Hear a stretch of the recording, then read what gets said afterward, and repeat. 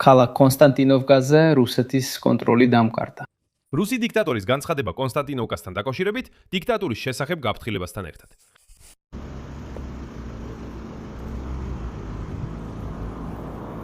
მიმეორებ ეს ჩვენს სასარგებლოდ არის. სრულიად მოსალოდნელია ვლადიმირ პუტინი შეეშინდა დონეცკის ოლქის კონსტანტინოვკაში წასვლა, რომელიც რუსებმა თითქოს გუშინვე დაიკავეს. უკრაინის პრეზიდენტმა ვლადიმირ ზელენსკიმ დღეს რუს დიქტატორ ვლადიმირ პუტინს შესთავაზა ორმხრივი შეხვედრა სწორედ კონსტანტინოვკაში, მას შემდეგ რაც მან განაცხადა, რომ რუსებმა ეს ქალაქი დაიკავეს. თუ რუსებმა მართლაც დაიკავეს ქალაქი, ვლადიმირ პუტინისთვის ეს უდავოა. არ უნდა იყოს პრობლემა იქ გამოჩენა. მაგრამ იმის ნაცვლად, რომ თავისი სიმამაცე ეჩვენებინა, ვლადიმირ პუტინი გაიქცა და მხოლოდ შორიდან გასცა ბრძანება მშვიდობიან უკრაინულ ქალაქებზე სარაკეტო დარტყმების გაგრძელების შესახებ. ხოლო თავისი პირადი იახტის გადაყვანა სასწრაფოდ არქტიკაში ბრძანა, რათა უკრაინულ დრონებს მასთან მისვლავად შეძლებოდათ. მაგრამ ამ ღამით უკრაინული დრონები ვლადიმირ პუტინის მშობლიურ მხარეში ესტუმრნენ.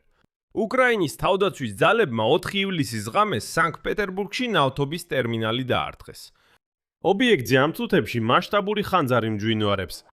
ამასობაში კრემლში რუსებს მართლაც დიდი ომისთვის ამზადებენ. კრემლის მიერ შემოდგომაზე არჩევნებისთანა ახალი მობილიზაციის ტალღის მოსამზადებლად გავრცელებული ხმების ფონზე რუსეთის ფედერაციის თავდაცვის სამინისტრომ კონტრაქტით მომსახურე სამხედროებისა და მობილიზებულებისთვის სავალდებულო სამედიცინო შემოწმების გაუქმება შესთავაზა, რომელიც სწორედ განსაზღვრავს მათ ვარდისიანობას სამხედრო სამსახურისთვის. რუსეთის ფედერაციის თავდაცვის სამინისტროში განაცხადეს, რომ სამხედრო სამედიცინო კომისია მხოლოდ იმ შემთხვევაში უნდა ჩატარდეს, თუ აშკარად ჩანს დაზიანებები ან აშკარა დაავადებები რა დაავადებები. ხოლო დანარჩენებისთვის ავტომატურად სთავაზობენ დაუსვან შტამპი, ვარგისია სამხედრო სამსახურისთვის.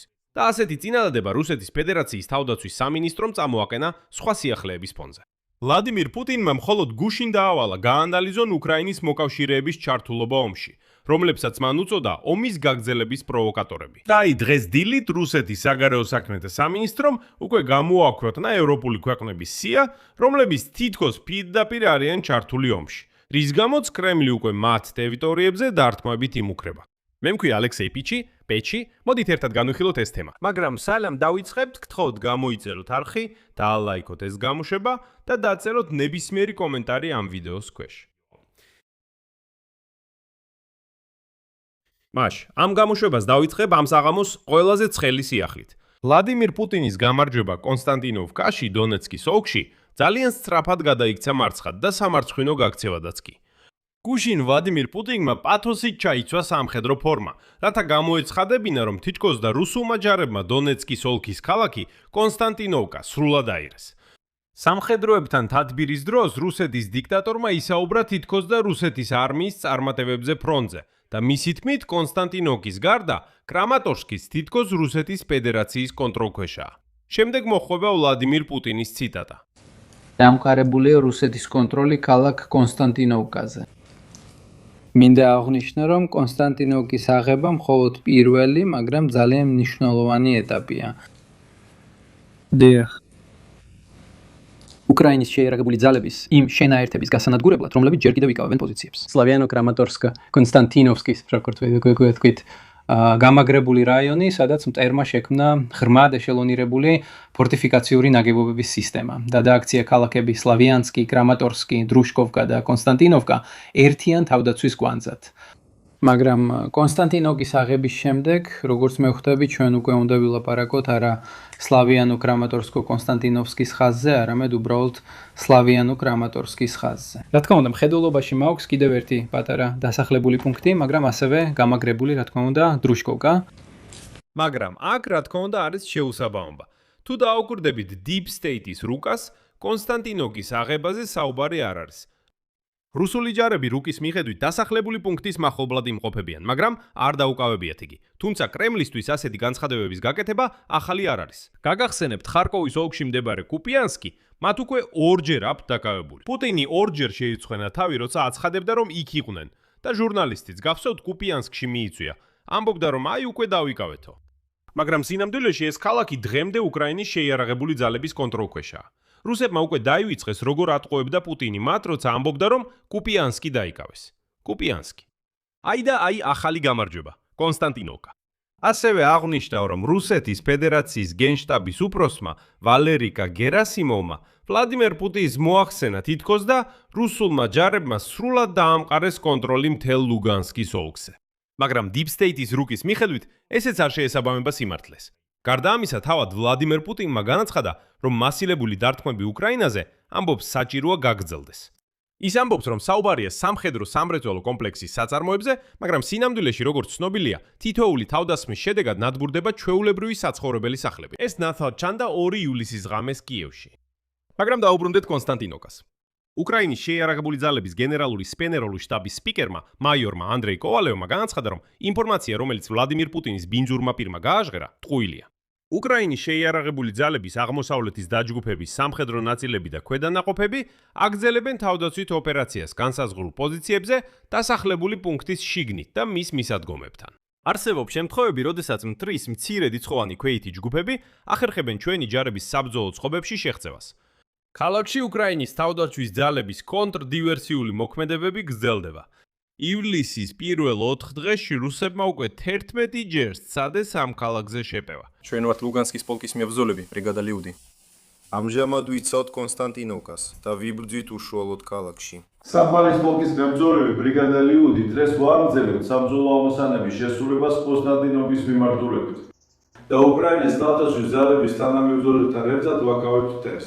რუსეთის ხელმძღვანელობის ეს განცხადებები კონსტანტინოვკის თითქოს დაკავების შესახებ არ არის არაფერ მეტი, ვიდრე მორიგი პროპაგანდა, რომელსაც რეალობასთან საერთო არაფერი აქვს. ასე რომ შეგვიძლია დარწმუნებით ვთქვათ, რომ რუსეთის დიქტატორის განცხადება კონსტანტინოვკის თითქოს აღების შესახებ არ შეესაბამება სინამდვილეს. ქალაქი მტკიცედ დგას. უკრაინელი დამცველები აქ აგრძელებენ ოკუპანტების განადგურებას და არ აძლევენ მტერს თავისი გეგმების განხორციელების საშუალებას. რომ პუტინის მორიგისველი ფანტაზიები მხოლოდ ფანტაზიებად დარჩეს. სანამ რუსეთის ხელისუფლება გენერლის კალაფის აღებისთვის მორიგმედლებს აძლევს, ჩვენ მათ გვეიქეს მასობრივად ვანადგურებთ. დიდება უკრაინას. დიდება გმირებს. მაგრამ მოდით აქ უბრალოდ ჰიპოთეტურად ერთი წამით წარმოვიდგინოთ, რომ რუსებმა ღმერთმა არქრას მართლა მთლიანად დაიკავეს ქალაქი კონსტანტინოვკა და ვლადიმერ პუტინი არ გვატყუებს. ასეთ შემთხვევაში ეს ნიშნავს, რომ ქალაქი მთლიანად რუსების კონტროლის ქვეშაა და ისინი აკონტროლებენ მის უსაფრთხოებას. სწორია? სწორია. მაგრამ როგორც აღმოჩნდა, პუტინის ტყუილის დამტკიცება ძალიან ადვილი იყო. ძალიან ადვილი. არც კი დაგჭირდა Deep State-ის რუკები. უკრაინის პრეზიდენტმა ვლადიმირ ზელენსკიმ საჯაროდ შესთავაზა რუსეთის დიქტატორ ვლადიმირ პუტინს ორმხრივი შეხვედრა, სწორედ იმ კონსტანტინოვკაში მას შემდეგ, რაც მან განაცხადა, რომ ეს ქალაქი რუსებმა დაიკავეს. ზელენსკიმ აღნიშნა, რომ აშშ-ის დამოუკიდებლობის დღის წინა საღამოს პუტინმა გადაწყვიტა მოეთხოვებინა მთელი მსოფლიო და აშშ-ის პრეზიდენტი დონალდ ტრამპი ფრონტზე არსებულ სიტუაციაზე, მაგრამ თავად ის რეალურად აცნობიერებს რა ხდება. ამიტომაც გუშინ გენერლებთან შეხვედრასაც კი ის არ ატარებდა ველზე, არამედ სადღაც ბუნკერში ან ტელევიზიის სტუდიაში, არ ვიცი ზუსტად, მაგრამ ნამდვილად შენობაში. აი მოდი ასე მოვიცეთ. უბრალოდ მოусმინეთ რა ეკო ისმის ამ ვიდეოში, სადაც პუტინი გერასიმოვს ხვდება. თითქოს და ამ კამუფლაჟის ბადეების ფონზე, თითქოს სადღაც ველზე, რაღაც სამხედრო შტაბში. მაგრამ იქ ისეთი ეკოა, როგორიც ყოველთვის მესმოდა, მაგალითად ტელევიზიის სტუდიებში, როცა ჯერ კიდევ ტელევიზიაში ვმუშაობდი. აი ასეთი ეკო რეალურად დიდ შენობაში ისმის. ანუ კითხვა ისმის, რისთვისაა ეს კამუფლაჟის ბადეები აბსოლუტურად დახურულ შენობაში. ამხანაგო მიხაილ ვლადიმიროვიჩ, გაერთიანებული ჯარების დაჯგუფება ატარებს საბრძოლო მოქმედებებს სპეციალური სამხედრო ოპერაციის გეგმის მიხედვით. გენერალური შტაბის უფროსი გერასიმოვი. მოდით დაუბრუნდეთ ზელენსკის. ზელენსკიმ პირდაპირ მოუწოდა ვლადიმირ პუტინს შეხვდეს მას სწორედ კონსტანტინოვკაში. თუ რა თქმა უნდა ის არ არის მშიშარა. შემდეგ ზელენსკის ციტატა. თუ კონსტანტინოვკა ახლა რუსეთის კონტროლის ქვეშაა, მაშინ პუტინს ალბათ არ ექნება არანაირი პრობლემა იქ ჩემთან შეხვედრაზე და დიპლომატიური გადაწყვეტილებების პოვნაზე, რათა ომი საბოლოოდ დასრულდეს. მაგრამ მაინც ის ფრონტს არ გადაკვეთს. მართალია, ეს ძალიან განსხვავდება პუტინის სიტყვებისგან. აბა როგორ ფიქრობთ, რა მოხდა ზუსტად 9 საათის შემდეგ ზელენსკის ამ განცხადების? ვლადიმირ პუტინმა ისევ თავი შეირცხვინა. კრემლის სპიკერმა დმიტრი პესკოვმა საჯაროდ აღიარა, რომ მისი პრეზიდენტი მშიშარაა. შემდეგ ციტატა პესკოვისგან. თუ ბატონი ზელენსკი მზად არის ჩამოვიდეს რუსეთში, ჩვენ ამას მივესალმებით. პუტინი მზად არის მიიღოს იგი მოსკოვში, რადგან რუსეთის დედაქალაქი მოსკოვია და არა კონსტანტინოვკა. ისიც, უფრო ცუდი გამართლება მეჯერ არ მომისმენია. აღმოჩნდა, რომ მხოლოდ დედაქალაქებში ხვდებიან ერთმანეთს, ანუ ასეთი ლოგიკა. ეხლა კითხვა. თუ კონსტანტინოვკა უკვე რუსეთის ფედერაციის შეიარაღებული ძალების სრულ კონტროლქვეშაა, მაშინ პუტინი რატომ ასე შეშინდა? მაგრამ ეს ყველაფერი არ არის. ვლადიმირ პუტინი აგრძელებს თავისი იახტების დამალვას. ამჯერად სუპერ იახტა Graceful ნორვეგიის სანაპიროს გასწვრივ მურმანსკის მიმართულებით მიემართება 2 რუსული სამხედრო გემის თანხლებით. გადაყვანას როგორც იუწყებიან, ნატო აკვირდება, ხოლო ბალტიის ზღვის გავლით გადაადგილებისას ხომალდებს გერმანიისა და დანიის საპატრულო გემები აცილებდნენ. გარდა ამისა, The Telegraph-ის მიერ გამოქვეყნებულ ფოტოებზე იახტა რუსულ სამხედრო გემებთან ერთად მოძრაობს, ხოლო მის გემბანზე ანტიდრონული ბადეები ჩანს. ანუ პუტინი იმდენად შეშინებულია უკვე, რომ ანტიდრონულ ბადეებს ყველგან ამაგრებს. აი უკვე იახტაზეც კი გამოჩნდა ისინი. მაგრამ ამ ისტორიის აპოგეა ის არის, რომ გახდა ცნობილი, რომ ვლადიმერ პუტინი ახლა ცდილობს ეს იახტა რაც შეიძლება შორს დამალოს უკრაინული დრონებისგან. და ეხლა იახტა Graceful Arctic-ისკენ მიხოთ. დაი თავისი იახტების დამალვისა და თავად ბუნკერში დამალვის შემდეგ ვლადიმერ პუტინმა კიდევ ერთხელ განაცხადა, რომ საჭიროა უკრაინის მშვიდობიან ქალაქებზე მასიური დათქმების გაგრძელება.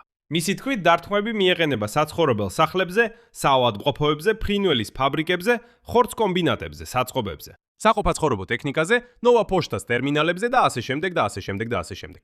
ეს ყველაფერი დარტყმებია უკრაინის სამხედრო სამრეწველო კომპლექსის ობიექტებზე. ამასობაში უკრაინის თავდაცვის ძალებმა 4 ივლისის ღამეს დაარტყეს ნავთობის ტერმინალს სანქტ-პეტერბურგში. ეს არის მელოტი დიქტატორის ვლადიმირ პუტინის პატარა სამშობლო. ობიექტზე მასშტაბური ხანძარია. უკრაინის პრეზიდენტმა ვოლოდიმირ ზელენსკიმ განაცხადა, ციტატა: ამ ღამით ჩვენმა უკრაინულმა შორ მანძილზე მოქმედმა სანქციებმა რუსეთის წინააღმდეგ გამომის გამო იმუშავა პეტერბურგის მახლობლად.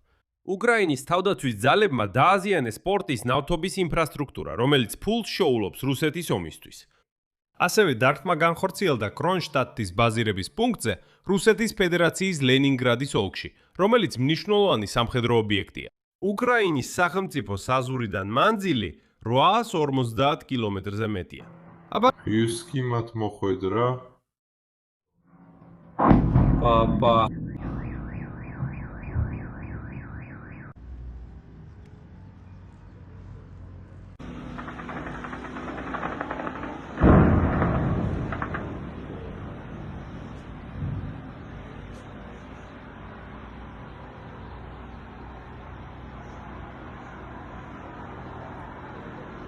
სუბტიტრების რედაქტორი ნუ ალექსანდროვა აღნიშნავს, რომ პეტერბურგის ნავთობის ტერმინალი ერთ-ერთი მთავარი ბალტიისპირეთის საექსპორტო კვანძია რუსეთის ნავთობპროდუქტების ექსპორტისთვის.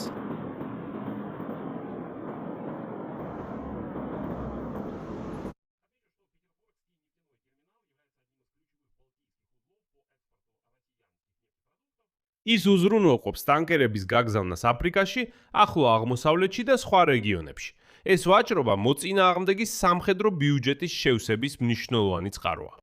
ასევე აღნიშნავს, რომ თითქოს დრონების ნამსხვრევები ვისოცკის პორტის რაიონშიც ამოვარდა, რომელიც რუსეთის ფედერაციის ერთ-ერთი მთავარი პორტია ბალტიის ზღვის აღმოსავლეთ ნაწილში. პეტერბურგის ნავთობტერმინალი, რომელსაც სტრატეგიული სტატუსი აქვს, ბოლოს თავდასხმის ობიექტი 3 ივნისის ღამეს გახდა. და იმ თავდასხმის შედეგად, რომელიც პეტერბურგის საერთაშორისო ეკონომიკური ფორუმის გახსნის დღეს მოხდა, ტერმინალის ტერიტორიაზე დიდი ხანძარი გაჩნდა. კიდევ ერთი დარტყმა ტერმინალზე უკვე 6 ივნისს განხორციელდა. სულ შაბათის ღამეს რუსეთის ფედერაციის თავდაცვის სამინისტროს ცნობით 19 რეგიონში, აგრეთვე აზოვისა და შავი ზღვის აკვატორიებზე ჩამოაგდეს 389 უკრაინული თვითმფრინავის ტიპის დრონი.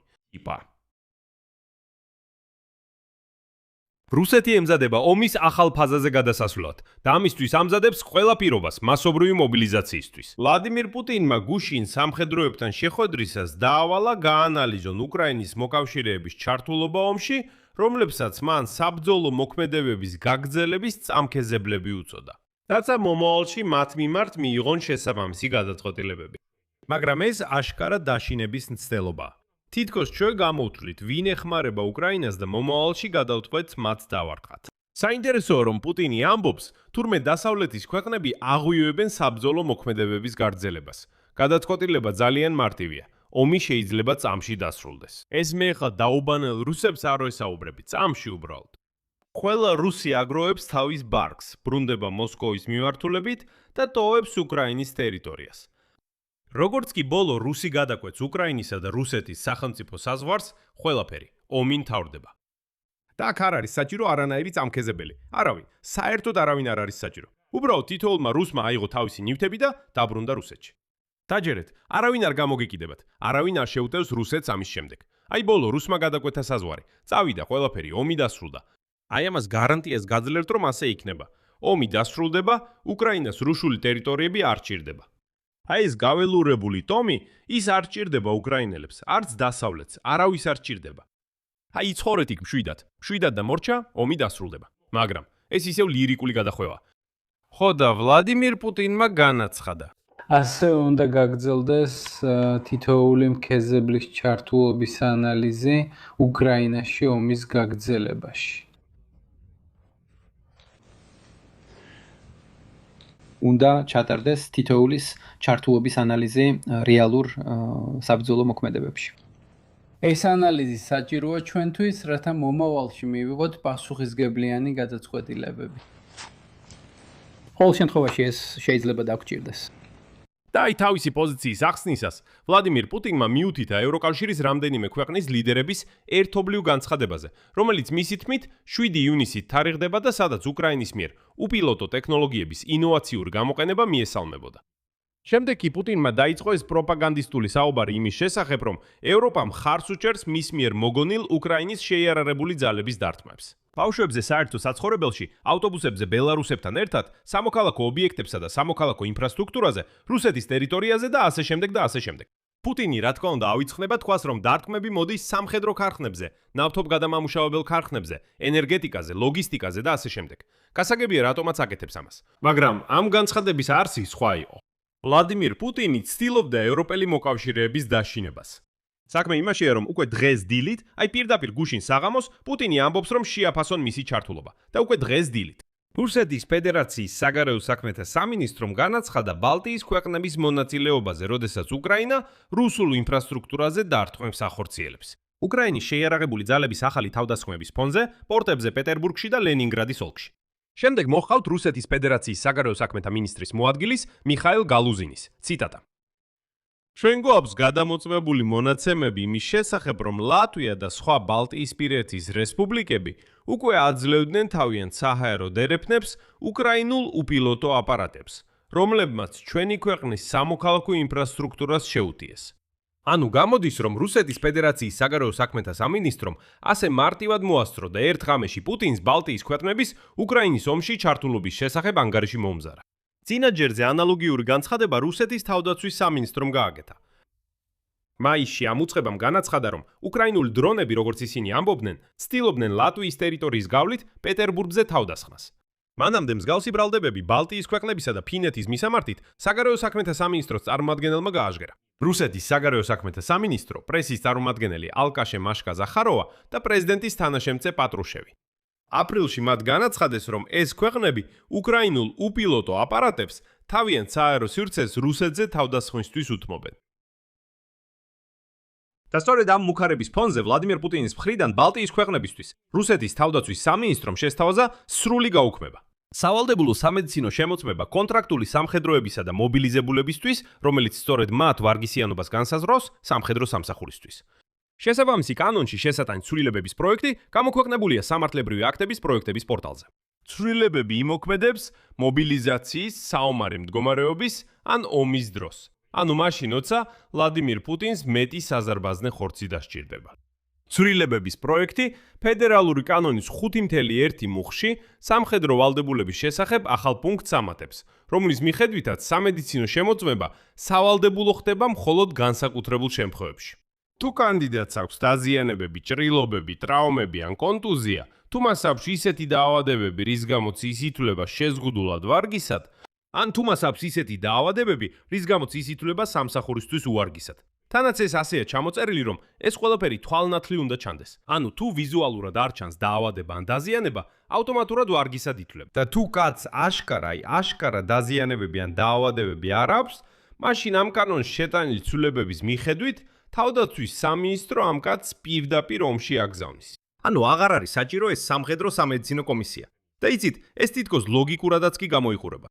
ბუში New York Times-ის ექსპერტები წერდნენ, რომ რუსეთის არმიის ახალწოლს, როცა ის საბრძოლო პოზიციებზე გადის, შეუძლია იცოცხლოს 20-დან 35 წუთამდე. რუსი ჯარისკაცების სწრაფი სიკვდილის მთავარი მიზეზი უკრაინული უპილოტო აპარატების მასობრივი და ეფექტური გამოყენებაა. აი ისტორია. ისტორიკოსი პეტერ ფრანკოპანი რუსეთის ხაზგასმით ვამბობ, რუსეთის სამხედრო ბლოგერებზე დაყრდნობით წერს, რომ რუსეთის ფედერაციის არმიის ჯარისკაცი საბრძოლო მოქმედებებში ჩართვის შემდეგ შეიძლება იცოცხლოს მხოლოდ 10 დღიდან 3 კვირამდე. ანუ პოლიგონზე ჩასვლიდან ბრძოლის ველზე დაღუპვამდე. რუსი ახალწლოვლების უმეტესობა მხოლოდ რამდენიმე დღით გადის მომზადებას, შემდეგ კი მათ მაშინვე აგზავნიან ფრონტზე. როგორც კი ისინი გამოდიან საბრძოლო პოზიციაზე, 20-დან 35 წუთი და ყველაფერი რუსი აღარ არის. შესაბამისად, რა საჭიროა რაიმე სუპერჩახლული სამედიცინო კომისიის ჩატარება. ამავე დროს რუსეთში ახალი საკონტრაქტო სამხედროების გაწვევა წელს 30%-ით შემცირდა. ამიტომ რუსეთის თავდაცვის სამინისტროს თავაზობს, რომ სამხედრო ვალდებულებმა სამედიცინო კიცინო კომისია არ გაიარონ ავტომატურად, არამედ მხოლოდ განსაკუთრებულ შემთხვევებში, თუ არის დაზიანება ან სერიოზული დაავადება. როგორც მიხვდებით, არავინ სერიოზულ დაავადებებს არ გამოავლენს, რა თქმა უნდა. როცა ვლადიმირ პუტინს ფრონტის უზრუნველსაყოფად მეტი საზარბაზნე ხორცი დასჭირდება. აქ კი მართლა გინდა თქვა, კიდევ რა მტკიცებულებები გჭირდებათ იმისთვის, რომ კრემლი ნამდვილად ამზადებს ახალი მობილიზაციის ტალღას არჩევნების შემდეგ, სექტემბერში. აქ მრავალ წერტილს დავშავთ, თქვენი აზრი და დასკვები კომენტარებში დაწერეთ ამ გამოშვების ქვეშ. გამოიწერეთ არხი, დააწკაპუნეთ ზარზე და არ დაგავიწყდეთ ლაიკის დაჭერა. ამით ყველაფერი დასრულდა, იზრუნეთ საკუთარ თავზე, ყველას ნახვამდის.